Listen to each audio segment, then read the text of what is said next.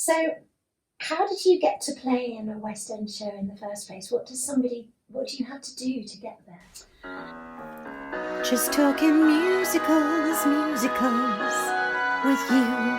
Hello, I'm Lesley Ann Knight, and welcome to Just Talking Musicals and our special Season 2 interview with professional musician Annette Brown. A leading trumpet player in the West End today, a quick scan of Annette's orchestral career to date informs us that she's performed in over 76 countries, played the main stages at Glastonbury, Wembley and Nebworth, and for members of the royal family. She's toured Australia with Grammy Award-winning singer-songwriter Seal and was notably the first female instrumentalist to join Don Lusher's big band in 1991. Add to this impressive list several appearances on national television and West End shows such as Chicago, Annie, Sweet Charity and Nativity. By way of illustrating further how special she is, when the much anticipated revival of Chicago opened in London's West End in 2018, the Times theatre critic Anne Treneman declared in her first night review, "Even the band gets in on the act with the first trumpet, Annette Brown, a total star." Welcome. Hello. To Talking Musicals. I think you've got the wrong person. Oh, thank you so much for coming along Hello, today. Lesley. In fact, we're at your place, we've come on to you. My humble little abode. So today I'm really excited about talking to you about life as an instrumentalist, a trumpet player in the West End, and how you got to that point, because everybody always knows there's an orchestra sitting in the pit, or on stage in the case of Chicago. And that review that you got from that opening night must have been amazing. That was absolutely unbelievable. And even my musical director, Ian Townsend, said we've never had that before. Because quite often the band don't even get a mention, so to be picked out personally was wonderful. I mean, the band is on stage and we are in full view every night, night after night after night. And I had a few little solo bits to play, so yes, that was wonderful. So, how did you get to play in a West End show in the first place? What do you have to do to get there? You know, Lesley, that's a question that I'm asked time and time again, and I don't really know the answer. I think the main thing, when I was at college, in the evenings I used to do a lot of amateur dramatic societies. I went to the Royal College of Music, who actually at that time didn't really help people who weren't pure classical musicians. It was my fault. I chose the wrong college. I should have gone to maybe the Guildhall or the Academy where they had a jazz course, but nevertheless, that's another story. But I used to sneak off in the evenings and go and do amateur dramatic shows. So then I was learning the different styles, actually learning the parts for those shows. And then when I left college, I did things like NIJO, where you meet a lot of the musicians who go into the profession. And what does that stand for? National Youth Jazz Orchestra. Okay. And there's also the one up north, the Wigan Youth Jazz Orchestra. And there's all these little places that people could go. I mean, people used to travel down from up north to go to NIJO on a Saturday morning, knowing that that was a fine place for musicians to then leave. And the main thing is to get your name known. Many people say, oh, shall I write to the fixer? The fixer is somebody who, supposing you were putting on a show, you would then may contact a fixer and say, right, I need a band of how many other musicians, and then it's left to that person to book you a band. So there are several fixers in London. And what's their background? I mean, they're musicians presumably, are they? One of them who I worked for an awful lot, a gentleman by the name of Stephen Hill, he was a musician himself and realised that actually I could book my own band and blah, blah, blah. And he left playing. He made it, funny enough, I was chatting to him about this only over Christmas, and he said it was a huge decision that could have gone terribly wrong. But he left playing to focus solely on booking bands for West End shows and the touring productions. And for him it worked fine, and I've worked for Stephen for an awful long time. And in fact, when I've done Chicago an awful lot, some of the boys in the business say, oh, that's Nettie's show, because I've done it so much. Toured, I've been to Japan and Abu Dhabi and all over the world. And prior to that, it was a different fixer who's now retired, but Stephen saw me doing Chicago. And then when he was asked to fix it, he phoned me. And I've also been given jobs doing amateur shows in and around London because you never ever know who's watching. Yeah. I did a show recently, and the chap who works on the show doing Matilda happened to be in the audience and said, "Who's the trumpet player?" So you never ever know.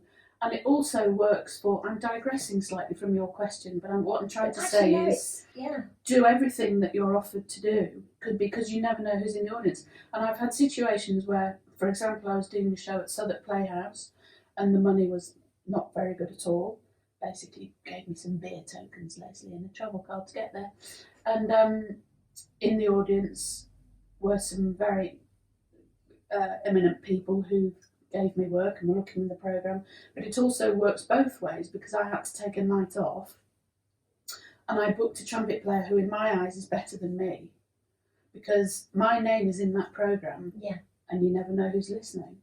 Yeah. And from that show, it happened to be a very well-known gentleman by the name of Gareth Valentine who was watching, who wanted to know who I was and wanted to meet me afterwards. And he then went on to give me another show. So it's... Now I know that name. He's a musical director, isn't he? He's He is, leading musical director in the West End. He is indeed. Sort of godlike status. Yes. So how on earth did you get that connection? How did that work then? Did they just see you in the programme, write you an email and say you're amazing? Or... I was a little bit cheeky. No. I was working on a production on Chicago again, my lovely, lovely show in the West End. Gareth had seen me doing a show at Southwark Playhouse that I just mentioned, and he also came to see Chicago and was very complimentary about my playing. And Chicago's run at the Phoenix Theatre was coming to an end. It was January last year. So I managed by hook or by crook to get Gareth's email address. And he doesn't really like people to have his contact information, but I managed to get his email address. And I wrote to him and I said, "Dear Mr. Valentine, I have sold my body." I don't recommend that people do this, by the way. "I have sold my body in order to get your email address, bracket, and that's a lot of body. If you ever require a rooting, tooting, shooting trumpet player, please let me know. I'll buy you a pint." I sent that at the beginning of the show. By the interval, I had a reply from Gareth. Wow.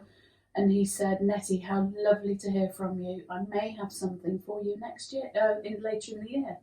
And sure as eggs is eggs, he booked me on to do Sweet Charity at the Donmar Warehouse.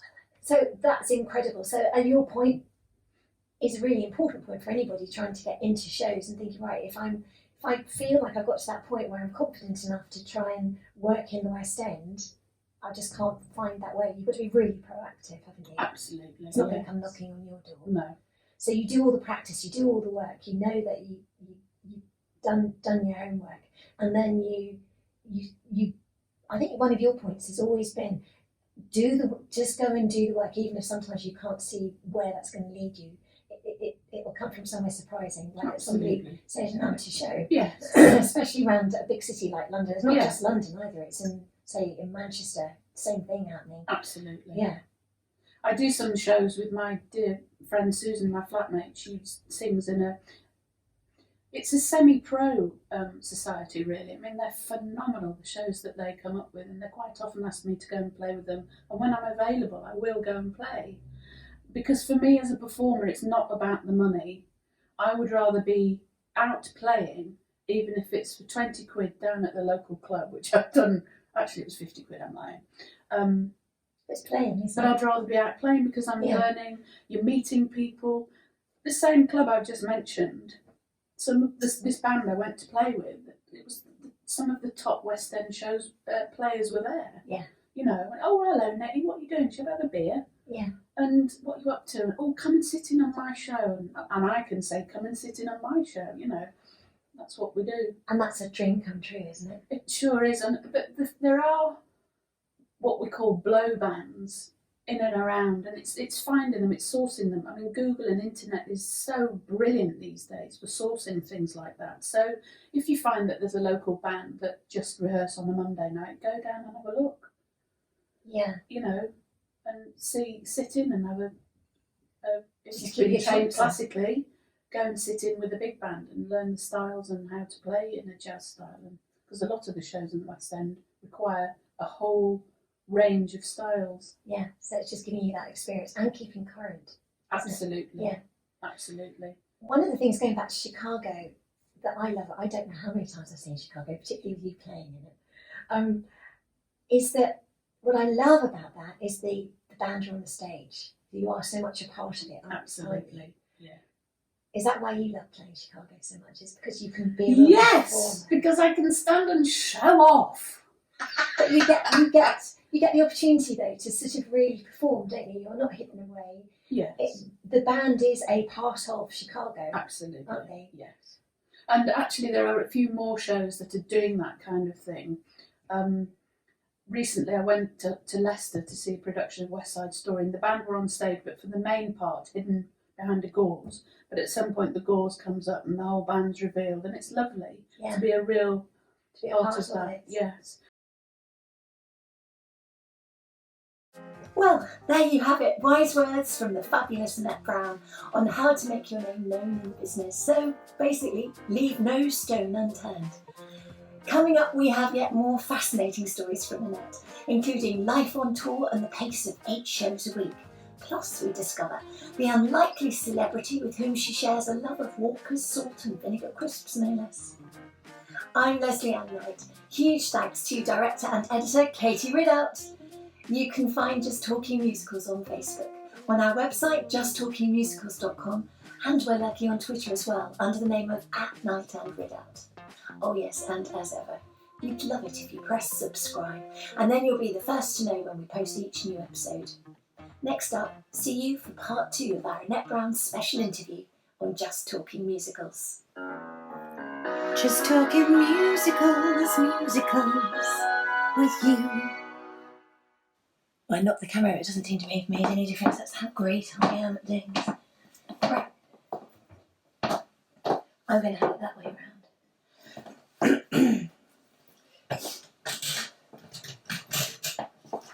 Continuity, that's the name of the game.